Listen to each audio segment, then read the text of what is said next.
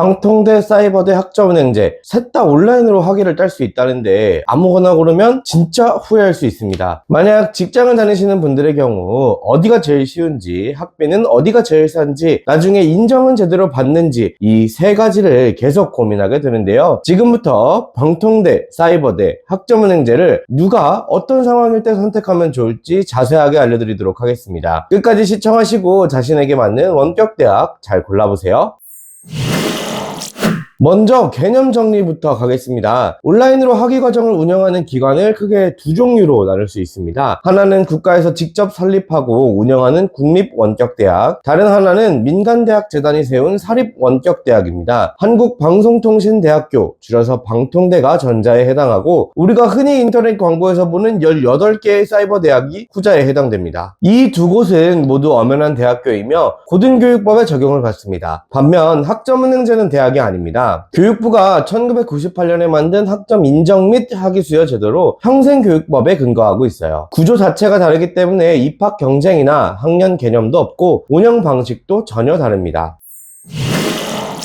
자, 그럼 방통대부터 파헤쳐 볼게요. 방통대는 1972년에 개교한 국내 원격교육 역사의 시작점이자 지금도 유일한 국립원격대학입니다. 4년제 학사과정을 운영하며 매년 1학기는 3월, 2학기는 9월에 개강합니다. 전국 14개 지역대학에 약 13만 명의 재학생이 있을 정도로 규모도 가장 크고요. 첫째, 학비가 압도적으로 저렴합니다. 2026년 기준으로 한 학기 등록금이 인문사회계열 기준 약 35만 원에서 45만 원 수준이었고요. 학점당 과금하는 구조라 수강하는 과목 수에 따라 달라지긴 하지만 연간 기준으로 봐도 100만 원 안팎이라서 국내 4년제 대학 중에서는 압도적으로 저렴합니다. 둘째, 입학 경쟁이 거의 없습니다. 대부분 전공에서 경쟁률이 1이 안 됩니다. 즉 지원만 하면 합격에 가까운데요. 단 사회복지학과는 수요가 워낙 많아 경쟁률이 높으니 참고하시면 좋을 것 같습니다. 셋째, 유아교육과가 있습니다. 사이버대나 학점은행제로는 열 수 없는 전공인데 방통대에서는 이 과정을 밟고 졸업하면 유치원 전교사 2급 자격을 취득할 수 있습니다. 유아교육 쪽을 원하신다면 사실상 선택지가 방통대 하나뿐이라는 거예요. 가장 큰 약점은 졸업 난이도가 높다는 겁니다. 국립대학인 만큼 학사 관리가 엄격해서 과제물, 출석, 시험 모두 절대평가 기준이 적용됩니다. 상대평가가 아니기 때문에 같은 광자 수강생 전원이 기준 점수를 못 받으면 다 낮은 학점을 받을 수도 있어요. 그리고 논문이 졸업 요건인 전공들이 많아서 이걸 통과하지 못해 입학하고도 7년, 8년이 지나도 졸업을 못 하시는 분들이 실제로 존재합니다. 또한 원격 대학임에도 불구하고 일부 대면 수업이 존재하며 중간 기말고사 등의 시험 일정은 오프라인으로 직접 출석해야 돼서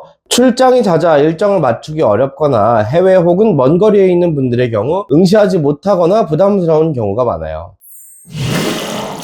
다음은 사이버대 이야기입니다. 전국에 18개의 사이버대가 있고 이름은 저마다 다르지만 학위 무게로 따지면 차이가 없습니다. 특정 대학 이름을 달고 있어도 취업시장에서 일반 4년제와 동일하게 대우받는 건 아니기 때문에 브랜드 네임을 크게 따질 필요는 없어요. 핵심 강점은 전공 다양성입니다. 심리학과, 음악학과, 뷰티 디자인학과 등 방통대랑 학점은행제에서는 찾기 어려운 예체능 계열 학과들도 다수 운영하고 있습니다. 또 캠퍼스 기반 모대학이 있는 경우 도서관 이용이나 대학 행사 참여도 가능하고 연계대학원 과정으로 석사까지 같은 학교 체계 내에서 밟을 수 있는 곳도 있습니다. 단점은 역시 비용입니다. 한 학기 등록금이 평균 100만원에서 130만원 수준이라 연간으로 치면 200만원에서 300만원을 생각해야 됩니다. 장학금을 받더라도 폭이 크지 않아 셋 중에 가장 비싸다고 할 수 있는데요. 시험 난이도도 오픈북 방식임에도 생각보다 높다는 후기가 많고 최근에는 부정행위 방지를 위해 시험 시스템 자체를 강화하는 추세입니다. 일부 과목은 학기 중 오프라인 출석이 요구되기도 하니 완전 비대면을 원하신다면 이 부분도 꼭 확인하세요.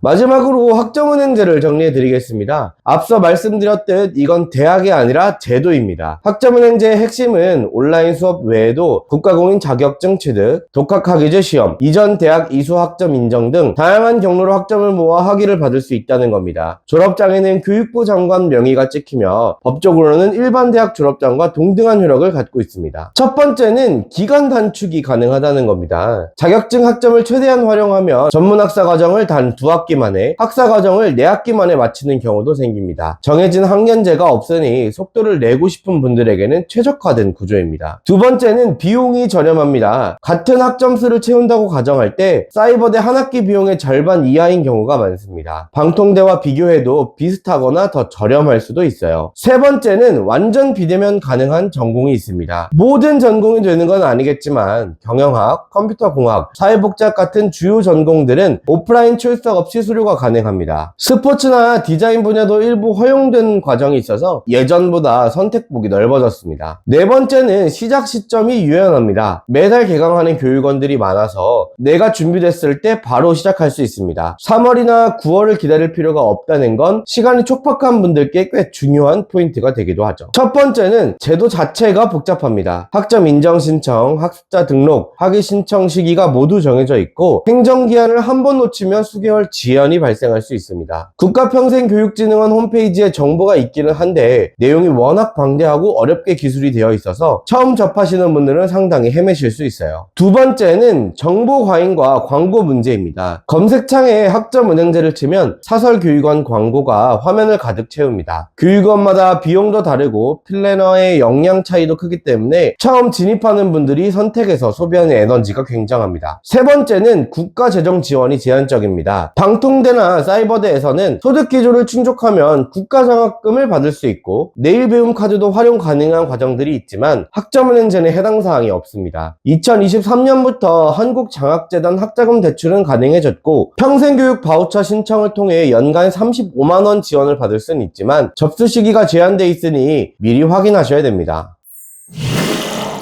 마지막으로 세 가지 모두에 해당하는 중요한 사실 하나를 짚고 마무리할게요. 방통대든 사이버대든 학점은행제든 취업시장에서 학벌 프리미엄을 기대하기는 어렵습니다. 셋 다 온라인 기반이고 입시 경쟁이 없거나 낮기 때문에 일반 대학 졸업장과 법적 효력은 같지만 사회적 인식의 차이는 분명히 존재합니다. 그렇기 때문에 이 세 가지를 선택하는 핵심 기준은 학벌이 아닌 목적이어야 합니다. 자격증 응시 자격, 현직 업무 스펙 보완, 대학원 진학 준비 등 명확한 목표가 있다면 본인 상황에 가장 잘 맞는 루트를 선택하는 것이 훨씬 현명합니다. 어떤 길이 자신에게 맞는지 아직 헷갈리신다면 댓글로 상황을 남겨주시거나 링크로 문의 남겨주시면 방향을 잡는 데 도움을 드리겠습니다. 끝까지 시청해주셔서 감사합니다.